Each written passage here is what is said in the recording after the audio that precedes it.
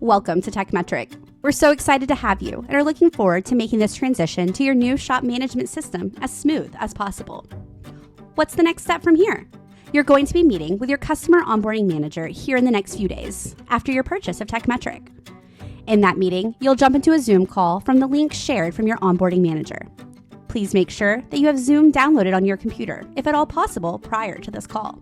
You'll then be able to help your onboarding manager learn a bit more about your shop to help tailor the onboarding experience to fit your needs. We strive to get our shops up and running as quickly as possible.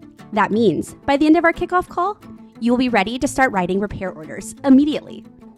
We'll get your settings configured and walk through setting up your integrations. If you have vendor credentials through Parts Tech, please have those ready so we can get them in and allow you to start ordering parts immediately. Finally, we're going to help walk you through creating your first repair order so you can see how easy it is to use Tekmetric.